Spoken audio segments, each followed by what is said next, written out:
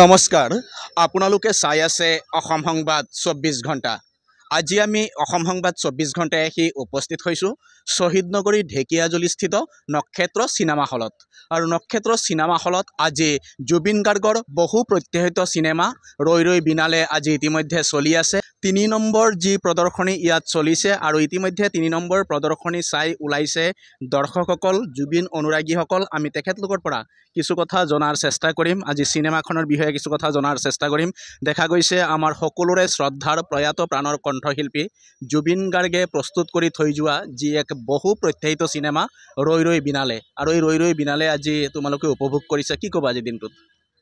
বহুত ভাল লাগিছে প্ৰথম কথাটো মানে চিনেমাখন চাই কিনে, আৰু বহুত বেয়াও লাগিছে কাৰণ জুবিন দা আমাৰ মাজত নাই, আমি সকলোৱে জানো। মানে চিনেমাখন চোৱাৰ পিছত মানে এইটো মানিবই পৰা নাই যে জুবিন দা আমাৰ মাজত নাই। আৰু যিটো গান ৰৈ ৰৈ বিনালে, এই গানটো শুনি কিনে একদম গাৰ মানে শিহৰণি উঠি গৈছে। মানে একো ভাষাই নাই ক'বলৈ, বাছ ইমানটো জানো যে জুবিন দাক বহুত মিছ কৰোঁ এতিয়া। যদি জুবিন দা থাকিলে হয় তেতিয়াহ'লে চাগে আমাৰ আৰু উৎসাহ বাঢ়িলে হয়, বাট এতিয়া নাই যেতিয়া আমি এটাই বিচাৰোঁ যে জুবিন দাৰ জাষ্টিছ লাগে, দিব লাগে, ইমানেই। আৰু আপোনালোকে চবেই চিনেমাখন চাব, বহুত ভালকৈ বনাইছে, বহুত ভাল লাগিছে। Thank you. কি ক'বা আজিৰ দিনটোত? আজিৰ দিনটো যিহেতু বহুত দিনৰ পৰা ৰৈ আছিলোঁ জুবিনদাৰ চিনেমাখন কেতিয়া চাম, আজি আহি মানে পালোহি চিনেমাখন চাবলৈ। ইমানেই দুখ লগা, ভবা নাছিলোঁ চিনেমাখন যে চায়ো এইটো ফিল হোৱা নাই যে জুবিনদা আমাৰ মাজত নাই। এতিয়াও আমাৰ প্ৰতি, আমাৰ মনত জুবিনদা জীয়াই আছে, আৰু আশা কৰোঁ জুবিনদা আমাৰ লগত সদায় থাকে। আৰু আশা কৰোঁ চবেই আমি লাগি ভাগি জুবিনদাৰ কাৰণে জাষ্টিছ বিচাৰি যাতে আমি সফল হওঁ, আৰু জুবিনদা সদায় আমাৰ মাজত থাকিব। আই মিছ জুবিনদা এণ্ড উই লাভ অলৱেজ জুবিনদা and we want justice for her. Thank you. কি ক'বা আজিৰ দিনটোত? দিনটোত ভাল লাগে, বেয়াও লাগিছে, ভালো লাগিছে, কি ক'ম আৰু ন্যায় হয়।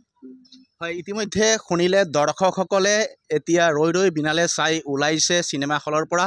আৰু সকলোৰে এটাই দাবী, প্ৰয়াত প্ৰাণৰ কণ্ঠশিল্পী ছবি নিৰ্মাতা জুবিন গাৰ্গে ন্যায় পাওক। আৰু জুবিন গাৰ্গে ন্যায় পাওক বুলি আজি সকলোৱে দাবী কৰিছে। আৰু আমি দেখুৱাই আছোঁ, এয়া হৈছে ঢেকিয়াজুলিৰ পৰিৱেশ। ঢেকিয়াজুলিৰ যি নক্ষত্ৰ চিনেমা হল, এই নক্ষত্ৰ চিনেমা হলত আজি জুবিন গাৰ্গৰ যি ৰৈ ৰৈ বিনালে ছবিখন ৰাজ্যৰ অন্যান্য চিনেমা হলৰ লগতে ইয়াতো মুক্তি লাভ কৰিছে। আৰু সমগ্ৰ দেশতে যিহেতু আজি ৰৈ ৰৈ বিনালে ছবিখনে মুক্তি লাভ কৰিছে, সমান্তৰালভাৱে শ্বহীদ নগৰী ঢেকিয়াজুলিতো আজি ৰৈ ৰৈ বিনালে মুক্তি লাভ কৰিছে। আৰু ইতিমধ্যে তৃতীয়টো প্ৰদৰ্শনী সকলোৱে উপভোগ কৰি ওলাইছে, আৰু ওলাই পেলাই জুবিন গাৰ্গক পুনৰ সুঁৱৰিছে। আৰু জুবিন গাৰ্গক সুঁৱৰি তেখেতলোকে জুবিন গাৰ্গে ন্যায় পাওক, জুবিন গাৰ্গৰ অনুৰাগীয়ে ন্যায় পাওক, তাৰে আহ্বান জনাইছে চৰকাৰলৈ বা প্ৰশাসনলৈ। আমি দেখুৱাই আছোঁ সামগ্ৰিক পৰিৱেশ। এয়া হৈছে ঢেকিয়াজুলিৰ গাধাজুলিস্থিত নক্ষত্ৰ চিনেমা হলৰ পৰিৱেশ। আৰু চিনেমা হলত ইতিমধ্যে 3 নম্বৰ প্ৰদৰ্শনী সমাপ্ত হৈছে, আৰু সকলোৱে ওলাই ইয়াত এনেদৰেই আজি আৱেগিক হৈ পৰিছে, কান্দোনত ভাগি পৰিছে। আৰু আমিও আশা কৰোঁ প্ৰয়াত প্ৰাণৰ শিল্পীগৰাকীয়ে ন্যায় পাওক, আমিও তাৰে কামনা কৰিছোঁ। আৰু সকলোৱে অসম সংবাদ 24 ঘণ্টা চাই থকাৰ কাৰণে মই প্ৰশান্ত বৈশ্যই ঢেকিয়াজুলিৰ নক্ষত্ৰ চিনেমা হলৰ মজিয়াৰ পৰাই সকলোলৈ ধন্যবাদ জ্ঞাপন কৰিছোঁ।